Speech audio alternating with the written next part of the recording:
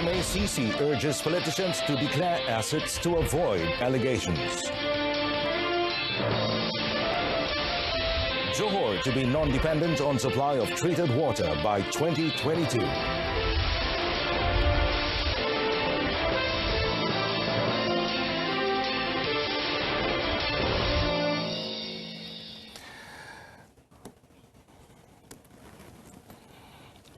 Hello and good afternoon, and welcome to News on 2 with me, Muhammad Amin Carlos.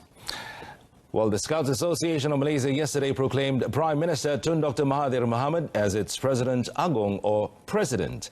National Chief Scout Tan Sri Dr. Shafi Muhammad Saleh made the proclamation at the Prime Minister's office in Putrajaya. At the same function, the association conferred its highest award, Anugerah Bintang Semangat Padi Kelas Pertama, Emas, on Tun Dr. Mahathir. Semangat padi kelas pertama emas ini ialah anugerah tertinggi sekali Persekutuan Pengangkat Malaysia yang hanya disampaikan kepada tokoh-tokoh terbilang sahaja. Anugerah yang amat terhad ini menjadikan ia sesuatu yang paling eksklusif.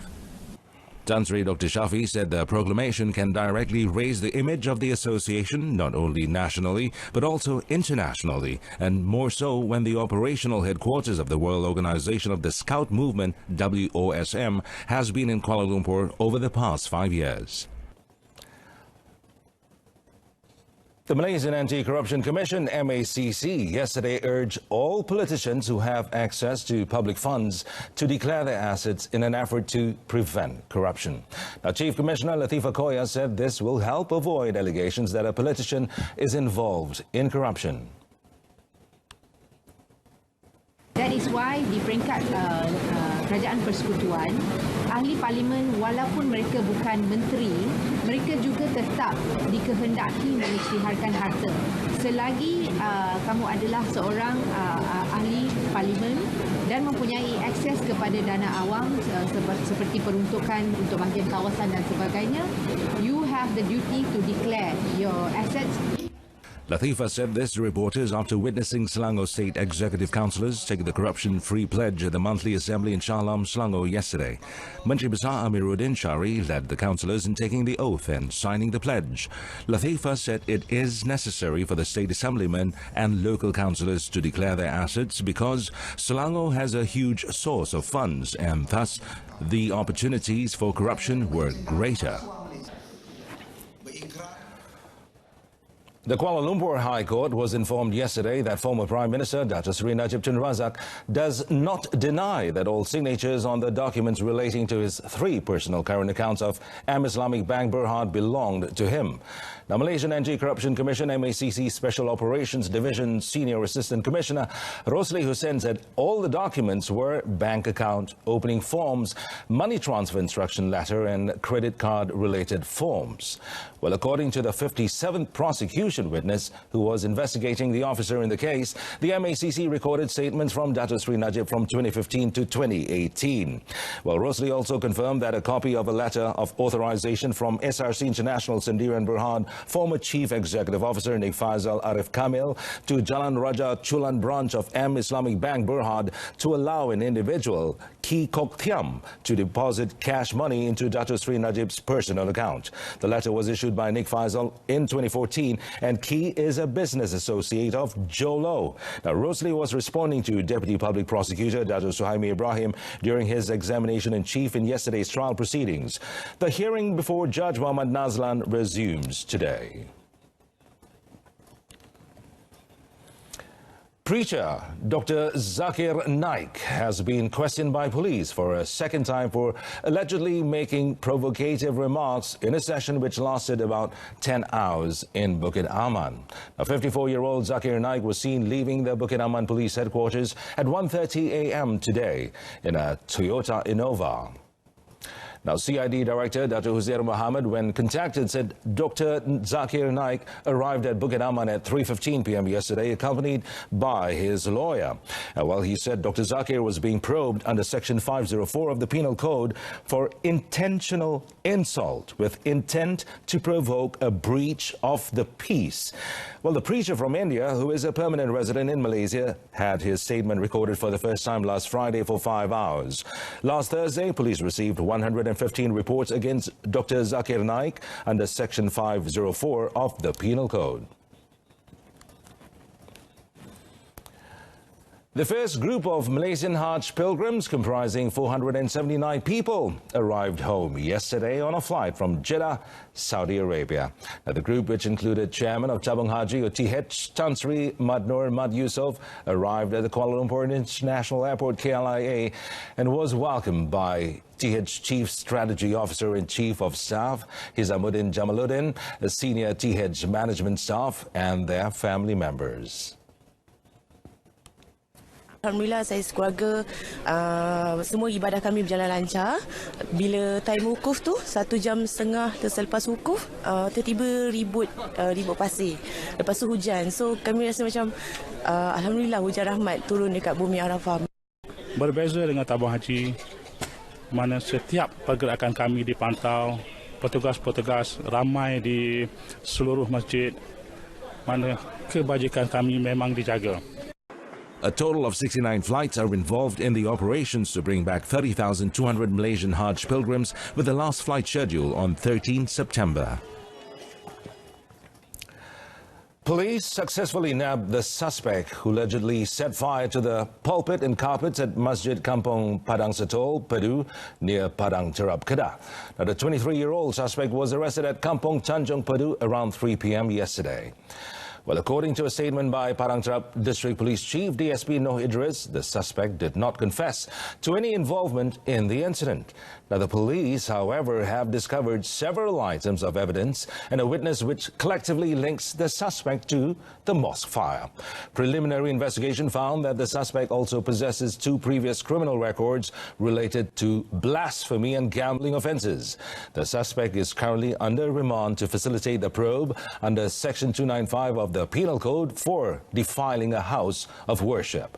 During the incident between 9:30 p.m. and 5:40 a.m. today, part of the pulpit and carpets at Masjid Kampung Padang Setol was destroyed by flames. Now, the fire is believed to have begun from the pulpit before spreading to the carpet below the pulpit. The screen display placed on the top wall within the mosque was also burned, causing the management a loss amounting to thousands of ringgit.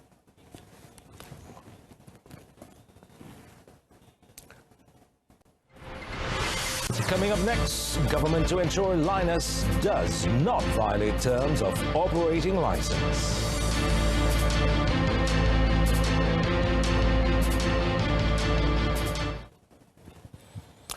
Well, 7 issues concerning the Malaysia Agreement 1963 have received joint agreement, while 14 issues still required further discussions and expected to be resolved before 31st August.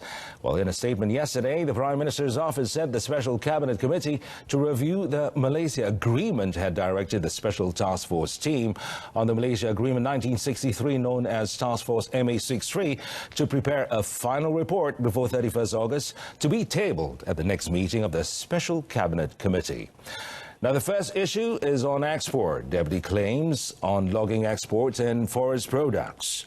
Secondly is the gas distribution and regulatory powers on electricity and gas. The third issue concerns implementation of federal and state public works. The fourth issue is manpower, while issue number 5 is the power of the state on health issues. Sixth is the administration of Pulau Sipadan and Ligitan. And the seventh issue, meanwhile, concerns agricultural and forestry issues.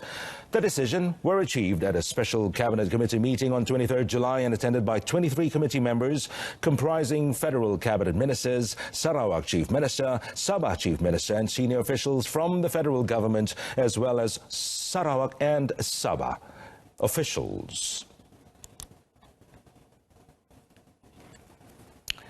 Well, the Ministry of Water, Land and Natural Resources expects Johor to no longer be dependent on the supply of treated water from Singapore by year 2022.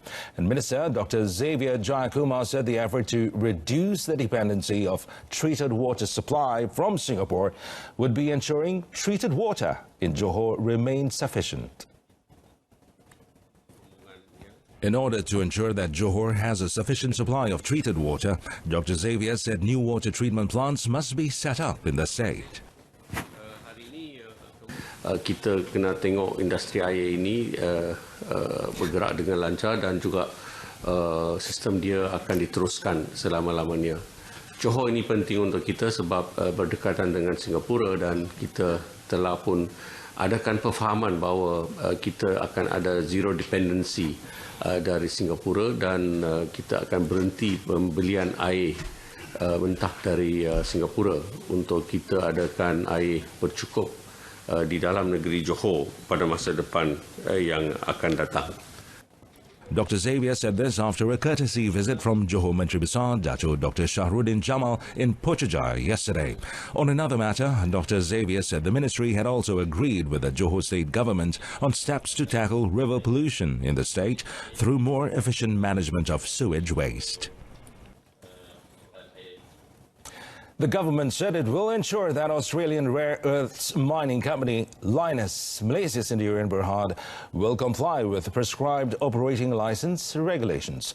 Minister of Energy, Science, Technology, Environment and Climate Change, or MESTEC, Yeo Bee Hien, reiterated that the ministry will continue to monitor to ensure that Lynas does not violate the terms of the operating license.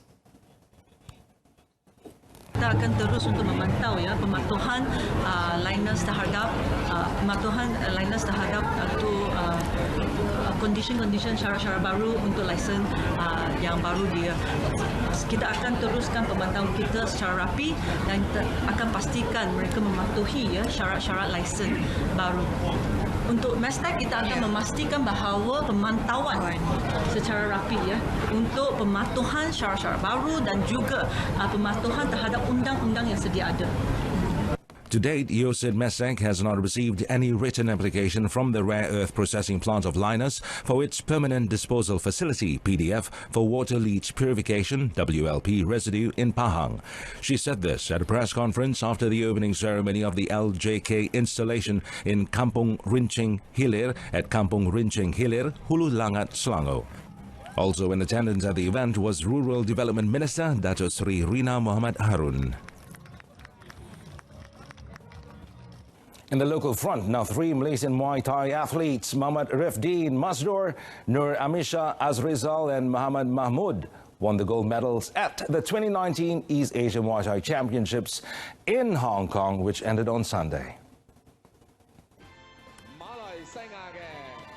Dato' Muhammad Shahnaz, Muay Thai Malaysia president, said he was more than satisfied with the athletes' performance during the championship. Muhammad Rifdeen, 2019 World Muay Thai Championship silver medalist, and Nur Amisha, 2016 Junior World Champion, each emerged champion in the men's 48 kilograms and women's 51 kilograms after beating the host representative and an athlete from Taiwan at the final action. Muhammad Mahmud completed the triumph with a third gold after beating the host representative 4-1 in the 67 kilogram category. 2 bronze medals were contributed by Zulhelmi Rosli and Tasha Amira, who lost to boxers from Mongolia and Hong Kong respectively in the semi-final bouts. Nur Amisha and Muhammad Rifdeen will next be flying to Antalya, Turkey next month to compete in the IFMA World Junior Championship before participating in the 2019 Philippines SEA Games. And that concludes this afternoon's edition of News on 2. Now, top story, MACC urges politicians to declare assets to avoid allegations of corruption. We'll be back at 7 this evening with more updates. Till then, I'm Mohammed Amin. Thanks for watching.